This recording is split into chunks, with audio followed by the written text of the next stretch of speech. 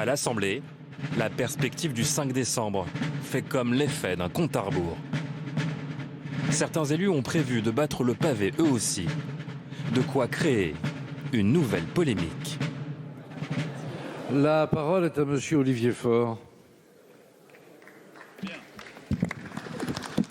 Monsieur le Premier ministre, depuis quelques jours, vos ministres et le chef de votre parti se succèdent pour expliquer qu'un mur est tombé. Un mur est tombé. Que le jeudi 5 décembre sera historique. Je cite toujours, parce que le PS et le RN défileront côte à côte. Avez-vous besoin, élection après élection et maintenant manifestation après manifestation, de convoquer l'épouvantail du RN pour tenter de disqualifier ceux qui manifestent? Si ce gouvernement est présent sur ces bancs, c'est précisément parce que, en 2017, il y a des millions de femmes et d'hommes qui ont fait justement un choix, celui de barrer la route au Front National. Je suis fier, oui fier, de manifester jeudi prochain avec ces millions de femmes et d'hommes qui sont attachés au modèle social français. Merci. Merci, monsieur le haut-commissaire.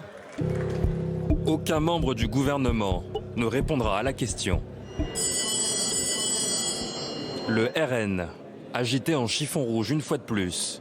Pas un sujet pour ses représentants. Moi, je ne crois pas du tout à ces histoires d'affrontement. On ne demande pas aux gens qui viennent le 5 décembre manifester pour qui ils votent au moment des élections. Donc laissons les choses là où elles sont, c'est-à-dire à une manifestation d'ampleur, de Français dans toute leur diversité, dans toutes leurs différences, face aux mesures injustes d'un gouvernement qui ne les écoute pas. L'injustice sociale, un argument abondamment brandi par l'opposition. Je passe sur l'âge pivot à 64 ans. Je passe sur le smicard qui perdra 20% de sa pension. La fonctionnaire, moins 15%. Le salarié du privé, moins 23%. S'il vous plaît. Je passe. Depuis les années 80, la part des dividendes dans le PIB a triplé 3 fois plus. Ces revenus des actionnaires, quand allez-vous les plafonner? Des chiffres contestés par la majorité, qui voit dans sa réforme une très grande solidarité. Dès le premier enfant, les pensions de retraite elles seront augmentées de 5%. Ce n'est pas le cas aujourd'hui. Est-ce qu'il y aura un système de solidarité? Oui, 25% du financement de la retraite, il ira vers la solidarité. Il y aura plus. Aujourd'hui, vous ne cotisez pas quand vous êtes en arrêt maladie, vous ne cotisez pas quand vous êtes en invalidité, vous ne cotisez pas nécessairement quand vous êtes en congé maternité. Demain, si, parce que ce sont des situations pour lesquelles vous n'êtes pas responsable. Vous continuerez de gagner des points. C'est ça qu'il faut qu'on explique aux gens. C'est un système qui sera beaucoup plus automatique, ce sera beaucoup moins angoissant et ce sera plus pérenne dans la durée. La majorité qui accuse l'opposition d'attiser et faire converger toutes les colères. Il y a des grèves reconductibles et j'espère qu'elles vont être massives, reconductibles et les plus généralisées possibles pour rapidement mettre à bas le projet du gouvernement. Arrêtons le catastrophisme. On va avoir une mobilisation.